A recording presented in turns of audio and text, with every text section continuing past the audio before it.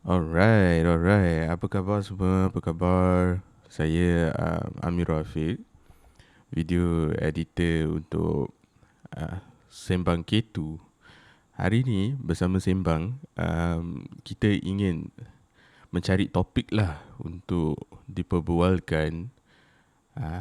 Mari kita tengok. Okay, saya akan bagi korang 5 minit untuk mesej saya sekarang. Okay, bye. Oh, mesej dah masuk. Laju betul korang buat kerja, ya? Okey, ini daripada Alice Sarah. Min, apakah itu baik, buruk, biadab dan sopan? Interesting juga. Okey, ada inilah topik yang kita akan pilih pada hari ini, ya?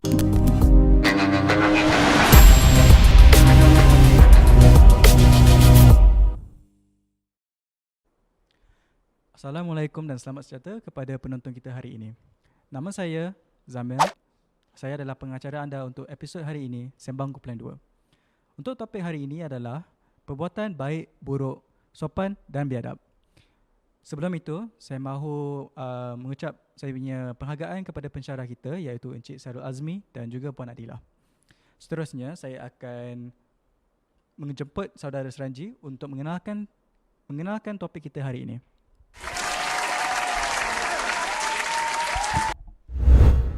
Salam sejahtera kepada para penonton. Terima kasih atas jemputan ke dalam talk show ini. Saya Sanji.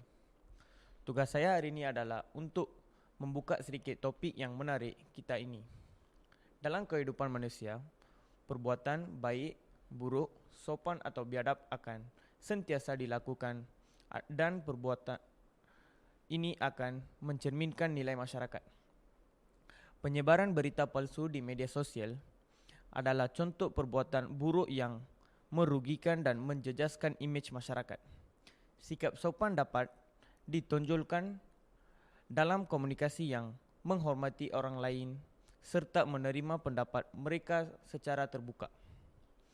Manakala tindakan biadab pula dapat dilihat melalui diskriminasi atau perlakuan tidak adil terhadap kelompok tertentu. Terima kasih Seranji. Jadi itulah penjelasan umum untuk tajuk kita. Seterusnya saya ingin menunjukkan soalan kepada saudari Alice. Bolehkah saudari mengupas sedikit pasal perbuatan baik ini? Terima kasih Zam. Saya mulakan dengan definisi perbuatan baik.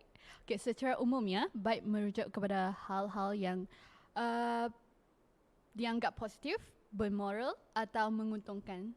Okay, sesuatu yang dianggap baik dapat memberikan impak positif dan menjadi kontribusi kepada individu, keluarga, masyarakat dan negara secara keseluruhan. Misalnya, tindakan yang bermanfaat akan meningkatkan kesejahteraan semua. Okay. Antara contoh perbuatan baik yang kini boleh disaksikan di Malaysia ialah Skuad Prihatin Negara yang ditubuhkan pada 15 Januari 2015 oleh Jabatan Kebajikan Negara untuk memberikan bantuan kecemasan kepada mangsa banjir di seluruh Malaysia. SPN juga dianggotai oleh warga kerja kementerian, badan bukan kerajaan, NGO, syarikat korporat dan kesukarelawan. Okay, program ini telah banyak memberi sokongan kewangan, perubatan dan pusat perlindungan kepada mangsa-mangsa dan keluarga-keluarga yang kehilangan harta benda akibat bencana alam. Alright. Assalamualaikum dan selamat sejahtera. Bersama saya, Idris Faizal, pemberita anda pada hari ini. Baiklah, di sini anda boleh lihat kawasan mangsa banjir USG Heights. Ya. Saya kat sini datang untuk tunjukkan anda keadaan ini. Baiklah, Assalamualaikum Puan. Assalamualaikum Tuan. Waalaikumsalam. Saya datang ni nak interview ya. Ya. Nama saya Amirul. Amir Rafiq lah. Apa yang interviewnya hari ni? Saya nak tanyalah apa kesan buruk banjir ni kat encik. Saya kesian tengok je. Sejak 2 menjak ni lah kan, banjir yang sangat teruk lah kan. Makanan semua saya hancur, habis basah. Pakaian, kereta, semua habis hancur. Enjin semua rosak lah kan. Tapi Alhamdulillah lah, sekarang dah cerah sikit. Kalau tengok pun air pun dah merusut. Alhamdulillah. Tapi teruk jugalah kerugian saya. Patutnya cantik rumah encik ni. Kesian saya tengok. Okey cik. Saya nak cik pandang kamera. Kita ada surprise sikit untuk cik. Okey. Terima kasih. Ni daripada Skuad Prihatin Negara ya cik. Terima kasih. Terima kasih. Okey, kalau anda nak tahu, Skuad Prihatin Negara ini adalah skuad yang dicipta untuk membantu bangsa banjir. Baiklah, sekian saja daripada kami. Okey cik, lambai cik. Bye. Okay, terima kasih kepada saudari Alice. Jadi kita boleh simpulkan konsep hari ini sebagai perbuatan yang bermanfaat, bukan kepada kita tetapi kepada orang sekeliling kita. Sekarang saya mahu menjemput Datuk Esal untuk mengenalkan pasal perkara yang buruk. Terima kasih Zamil. So saya terus kepada topik saya. Perbuatan buruk ini ialah tingkah laku yang tidak memberi manfaat, malah memberi kesan buruk kepada diri sendiri, keluarga dan masyarakat sekeliling kita. Jadi perkara ini adalah sesuatu yang kita perlu beri perhatian. Sebagai contohnya, baru-baru ini terjadi di SS15 di Subang, perlakuan buruk yang iaitu membuang sampah secara merata-rata walaupun telah disediakan tempat pembuangan sampah di situ. Ini bukan saja mencacatkan alam persekitaran kita, namun ia juga meningkatkan risiko untuk kita menerima masalah kesihatan. Maka di sini kita perlulah menyedari bahawa perbuatan buruk memang bukan dianggap normal dalam kehidupan manusia. Sebab perbuatan yang buruk ini kita pelajari apabila kita meningkat dewasa. Maka kita sebagai masyarakat yang bertanggungjawab haruslah mengambil langkah-langkah untuk mengelakkan daripada melakukan perbuatan buruk. Dalam konteks agama di Malaysia juga, kita telah diberikan ajaran yang menekankan penting untuk kita menghindari perbuatan buruk. Oleh itu, marilah kita sama-sama memahami dan mengamalkan nilai-nilai yang baik agar kita tidak melakukan perbuatan buruk. Selamat sejahtera, kembali bersama saya Yunidis Faizal. Di sini kita ada pusat kita semula di Jalan SS17. Cantik kan? Okey. Okey, so walaupun lah ada tempat kita semula tu, kita still ada masalah pembuangan sampah kat sini. Macam, cik! Cik! Assalamualaikum cik! Cik, saya nak interview sikit boleh tak cik? Boleh. Cepat sikit. Aku ada masa ni. Cik bukan Cik Amirul ke? Taklah, aku Zakaria. Okeylah cik Zakaria bukan nama sebenar ya cik.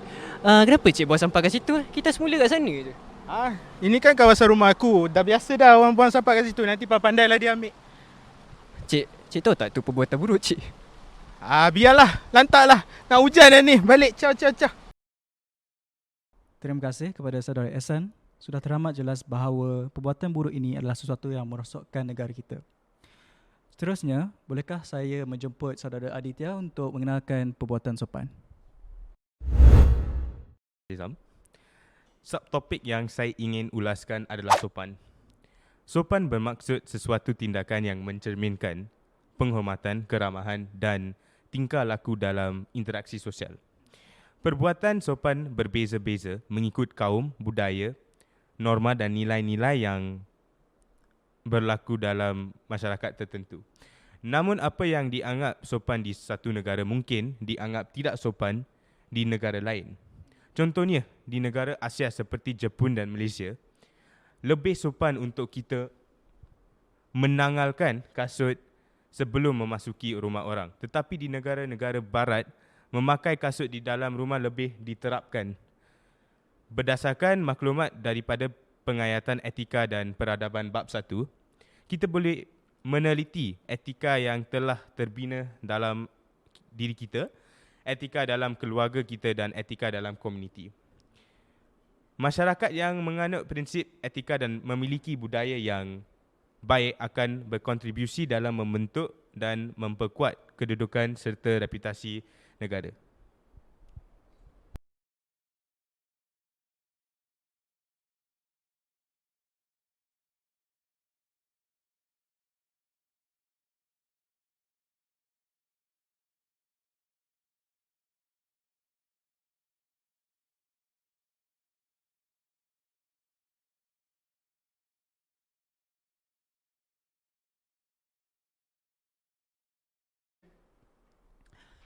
Banyak juga yang dapat kita pelajari mengenai perbuatan sopan seperti yang Aditya telah tunjukkan. Jika ada perbuatan sopan, pastilah wujud perbuatan biadab.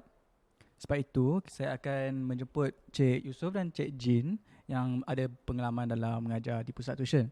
Mereka akan menerangkan pula perbuatan biadab. Zam bagi perbuatan biadab, definisi yang boleh sampaikan kepada korang semua ialah biadab ini merujuk kepada sikap atau tingkah laku yang kurang sopan atau kurang menghormati orang lain. Biadab berkait rapat dengan sikap yang tidak berakhlak dan tidak berbudi bahasa. Perlakuan ataupun sifat biadab ini banyak ditonjolkan oleh golongan remaja. Misalnya penggunaan kata-kata kasar, menghina dan tidak menghormati perasaan orang lain. Sekarang saya akan menyerahkan kepada Jin untuk memberikan contoh. Okey, terima kasih. Antara contoh kes semasa, seorang guru sedang menjalankan kelas dalam talian apabila seorang pelajar mula menunjukkan tingkah laku biadab kepada guru tersebut. Berikut adalah klip daripada kelas tersebut. Dari video tersebut, kita dapat lihat sikap kurang ajar daripada pelajar tersebut dan seorang guru yang menangani isu tersebut dengan penuh profesional. Murid tersebut telah melanggar etika menuntut ilmu dan ini jelas menunjukkan sikap yang biadab. Baiklah, tapi jika tidak silap saya ada nampak klip yang kamu telah cakap. Jadi jomlah kita tengok video yang Cik Jin telah beri contoh.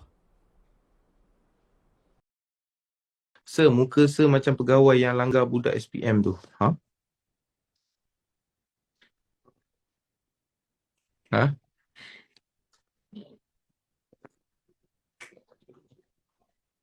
Okay. Macam ni lah abang kakak. Okay. Can I say something? The class have been running for 30 minutes. Okay.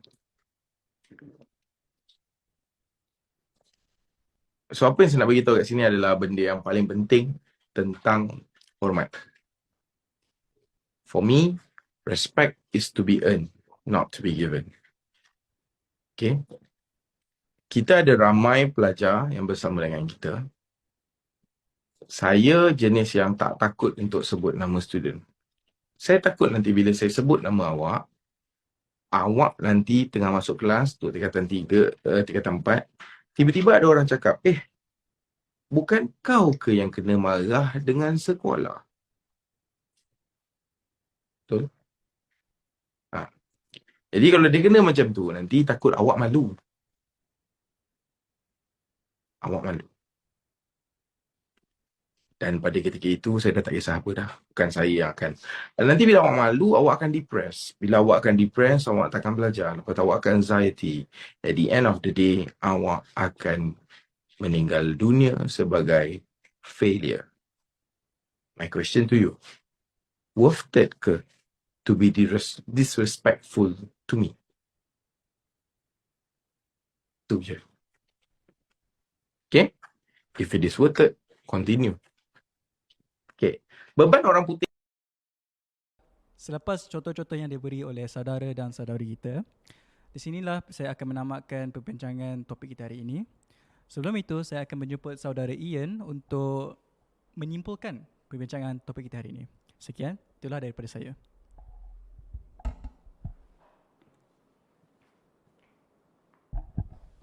Alright, terima kasih Izam. Saya hari ini akan simpulkan sedikit tentang topik kita hari ini.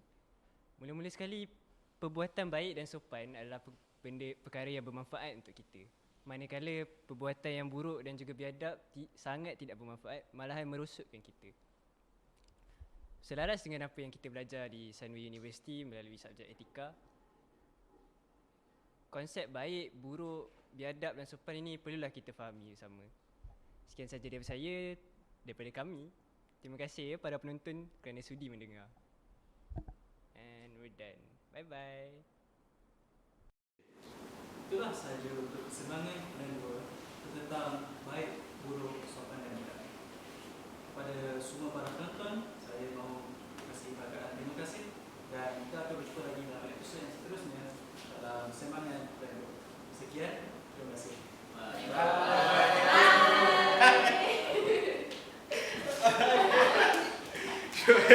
Should be okay.